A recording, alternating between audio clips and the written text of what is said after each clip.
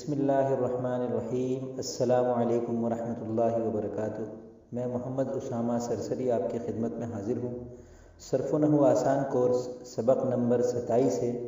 اس سبق میں ہم انشاءاللہ منصوبات کے بارے میں پڑھیں گے۔ منصوبات 12 ہیں، یعنی 12 حالتیں ایسی ہیں جن میں اسم منصوب ہوتا ہے، اور وہ یہ ہیں: مفعول مطلق ہونا، مفعول بہ ہونا، مفعول فیہ ہونا، مفعول لہو ہونا، مفعول معہ ہونا، حروف مشببہ فعل کا اسم ہونا، لا نفی جنس کا اسم ہونا، افعال ناقصہ کی خبر ہونا، ما اور لا کی خبر ہونا، حال ہونا، تمییز ہونا، مستثنیٰ ہونا۔ ان 12 کی تفصیلات انشاءاللہ ایک ایک کر کے اسی سبق میں آپ کے سامنے پوری تفصیل اور مثالوں کے ساتھ پیش کروں گا۔ ان 12 کو یاد کرنے کا آسان طریقہ یہ ہے کہ آپ یہ جملہ اچھی طرح یاد کر لیں: 5 مفاعیل، 2 اسم، 2 خبر، باقی 3 حال، تمییز اور مستثنیٰ۔ یہ آپ اس کو یاد کر لیں۔ اسے یاد کرنے میں 1 سے 1.5 منٹ لگے گا، اور آپ کو 12 منصوبات جو ہیں وہ خلاصتاً آپ کے ذہن میں بیٹھ جائیں گے۔ 5 مفاعیل، 2 اسم، 2 خبر، باقی 3 حال، تمییز اور مستثنیٰ۔ ان 12 میں سے 4 تو وہی ہیں جن کی برعکس صورتیں مرفوعات میں گزر چکی ہیں، یعنی 2 خبر اور 2 اسم۔ انہیں سمجھنے کے لیے گزشتہ سبق دیکھ لیجئے۔ اوپر آئی بٹن میں لنک آ رہا ہوگا، اس پر کلک کریں تو آپ کے سامنے وہ سبق کھل جائے گا، اور اس میں یہ 4 پوری تفصیل سے سمجھا دی گئی ہیں۔ اب رہ گئے 8 منصوبات، جن میں سے 5 مفاعیل ہیں اور باقی 3 حال، تمییز اور مستثنیٰ۔ بجائے لمبی چوڑی اور مشکل تعریفوں کے ہم سب سے پہلے تو ان 5 مفاعیل کو آسان مثالوں سے سمجھنے کی کوشش کرتے ہیں۔ دیکھیں، کسی نے آپ سے کہا قرأ زید، زید نے پڑھا۔ قرأ مطلب پڑھا، زید مطلب زید نے۔ تو اب آپ نے اس سے 5 سوالات کیے۔ پہلا سوال آپ نے کیا کہ زید نے کیا پڑھا؟ تو جواب ہے قرآن۔ یہ قرآن مفعول بہ ہے اور عبارت بنے گی قرأ زید القرآن۔ دوسرا سوال آپ نے کیا کہ زید نے کتنا پڑھا؟ تو اس کا جواب ہے خوب پڑھا۔ یہ مفعول مطلق ہے اور عبارت بنے گی قرأ زید القرآن قراءۃ۔ تیسرا سوال آپ نے کیا کہ زید نے قرآن کس لیے پڑھا؟ تو اس کا جواب ہے یاد کرنے کے لیے۔ یہ مفعول لہو ہے اور عبارت بنے گی قرأ زید القرآن قراءۃ ذکرًا۔ ذکرًا کا مطلب ہے یاد کرنے کے لیے۔ چوتھا سوال آپ نے کیا کہ زید نے قرآن یاد کرنے کے لیے کہاں پر پڑھا؟ تو اس کا جواب ہے مسجد میں۔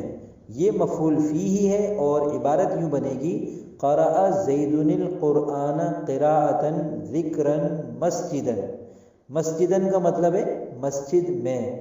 پانچواں سوال آپ نے یہ کیا کہ زید نے مسجد میں یاد کرنے کے لیے جو قرآن پڑھا تو یہ کس کے ساتھ پڑھا، یعنی کون اس وقت اس کے ساتھ موجود تھا؟ تو اس کا جواب ہے اپنے دوست کے ساتھ، اپنے ساتھی کے ساتھ۔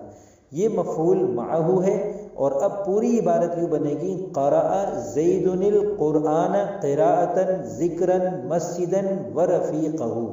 اس عبارت میں دیکھیں قرأ فعل ہے، زید اس کا فاعل ہے، اور آگے 5 منصوبات ہیں۔ القرآن یہ مفعول بہ ہے، قراءۃ یہ مفعول مطلق ہے، ذکرًا یہ مفعول لہو ہے، مسجدًا یہ مفعول فیہ ہے، اور رفیقہ یہ مفعول معہ ہے۔ اب ان 5 کو ہم پوری وضاحت کے ساتھ سمجھتے ہیں۔ مفعول بہ، جس پر فعل واقع ہوتا ہے اسے مفعول بہ کہتے ہیں، جیسے ضرب زید عمرا، زید نے عمر کو مارا۔ اس مثال میں عمرا مفعول بہ ہے۔ مفعول مطلق کیا ہوتا ہے؟ کسی فعل کے بعد اسی کا مصدر منصوب ہو کر آ جائے تو وہ مفعول مطلق ہوتا ہے، جو کبھی تاکید پیدا کرنے کے لیے آتا ہے اور کبھی دیگر کسی مقصد کے لیے، جیسے اکلتا اکلن، تو نے خوب کھایا۔ جلستا جلسۃ الجائع، تم بھوکے کے بیٹھنے کی طرح بیٹھے۔ جلستہ تم بیٹھے، جلست الجائے، الجائے مطلب بھوکا، اور جلسہ مفعول مطلق ہے یعنی بھوکے کے بیٹھنے کی طرح بیٹھے، تو یہ مفعول مطلق تاکید کے لیے نہیں ہے بلکہ کسی اور مقصد کے لیے یہاں پر ایک خاص قسم کی چیز سے تشبیہ دینے کے لیے آ رہا ہے۔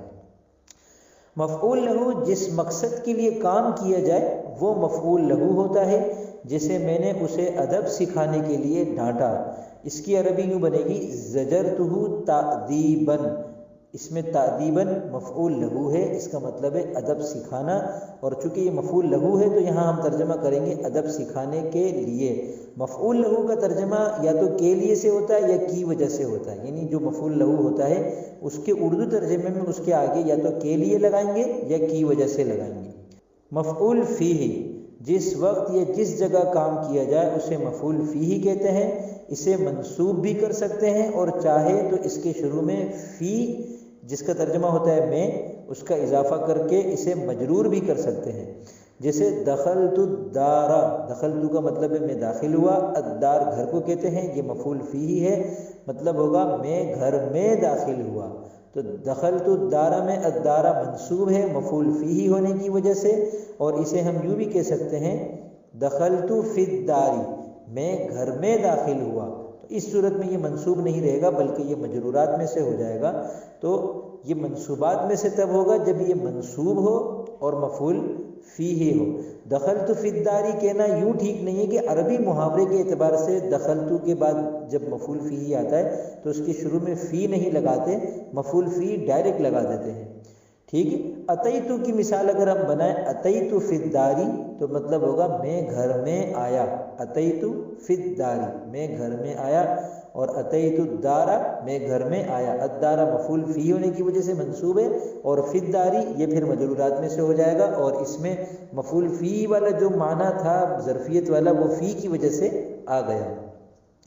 مفعول معہ عربی زبان میں واو زبر وا کے مختلف معنی ہیں، جیسے واو زبر وا کا مطلب ہوتا ہے اور، زید و عمر زید اور عمر، اور اسی طرح اس کا ایک مطلب ہوتا ہے قسم، جیسے واللہ اللہ کی قسم، تو اسی طرح مفعول معہ والا بھی ایک واو زبر وا ہوتا ہے، اس کا مطلب ہوتا ہے ساتھ، جیسے جاء زید و عمر زید عمر کے ساتھ آیا، تو یہ و عمرہ میں جو عمرہ ہے یہ مفعول معہ ہے، اور اس کی نشانی یہ ہوتی ہے کہ اس سے پہلے ہمیشہ واو ہوگا اور اس واو کا ترجمہ ہوگا ساتھ۔ بقیہ تین چیزیں رہ گئی منصوبات میں سے، حال، تمیز اور مستثنی۔ حال کو سمجھتے ہیں، ایک ہے کہ کہا جائے زید آیا، اور ایک یہ ہے کہ وہ جس حال میں آیا اس کو بھی ظاہر کیا جائے، جیسے جاء زید کا ترجمہ ہے زید آیا، جبکہ جاء زید راکباً اس کا ترجمہ ہے زید سوار ہونے کی حالت میں آیا، یعنی زید آیا اس حال میں کہ وہ سوار تھا، زید سواری پر آیا، اس کا ہر لحاظ سے اردو میں ترجمہ کر سکتے ہیں۔ تو یہ راکباً جو ہے یہ حال ہے، یعنی وہ جب آیا تو اس کی حالت یہ تھی کہ وہ سوار تھا، پیدل نہیں تھا، تو جب کسی اسم کو حال کے طور پر استعمال کرتے ہیں تو یہ اس کی حالت نسبی ہوتی ہے۔ تمیز، میں نے آپ سے کہا کہ آپ بہت اچھے ہیں، تو آپ بے شک یہ سنتے ہی خوش ہو جائیں گے، مسکرائیں گے بھی، مگر دل میں یہ ضرور سوچ رہے ہوں گے کہ میں نے آپ کو کس لحاظ سے اچھا قرار دیا ہے، آیا مجھے آپ کا رنگ اچھا لگا، یا آپ کے چہرے کے نقوش، یا آپ کی مسکراہٹ، یا آپ کی باتیں، یا آپ کے اخلاق، گویا اتنی ساری چیزوں میں آپ تمیز نہیں کر پا رہے۔ اگر میں تعریف ہی میں اس کی وضاحت کر دوں کہ آپ کس لحاظ سے اچھے ہیں، مثلا میں کہہ دوں کہ انت حسن وجہن، آپ چہرے کے لحاظ سے اچھے ہیں، تو اس جملے میں وجہن تمیز ہونے کی بنا پر منصوب ہے۔ عربی نحو میں تمیز کو سمجھنا کسی قدر مشکل ہے، مگر جس قدر اس سبق میں بتا دیا گیا ہے اتنا سمجھنا آسان بھی ہے، اور ایک مبتدی کے لیے اس قدر تمیز کر لینا کافی بھی ہے۔ آخری منصوب ہے مستثنی، یہ بہت آسان ہے، اپنی بات میں کسی بھی چیز یا شخص کو مستثنی قرار دے دینا، جیسے منصوبات سب مشکل ہیں سوائے مستثنی کے۔ ارے اس مثال سے کہیں آپ گڑبڑا نہ جائیں، چلیے ایک اور مثال اس سے بھی آسان دیتا ہوں۔ جاء القوم الا زیدا، پوری قوم آ گئی مگر زید نہیں آیا۔ اس مثال میں زید منصوب ہے مستثنیٰ ہونے کی وجہ سے۔ اردو میں مستثنیٰ کے لیے جو الفاظ ہیں وہ ہیں سوائے، مگر، بجز، اور عربی میں مستثنیٰ کے لیے الا، غیرہ اور اس جیسے الفاظ استعمال ہوتے ہیں۔ اب اس سبق کا کام یہ ہے کہ قرآن کریم میں سے تمام منصوبات کی ایک ایک مثال لکھ کر پیش کیجئے اور بتائیے کہ یہ آپ نے کیسے پہچانا۔ تو امید کرتا ہوں آپ کو یہ ویڈیو پوری دیکھنے کے بعد منصوبات اچھی طرح سمجھ میں آ گئے ہوں گے۔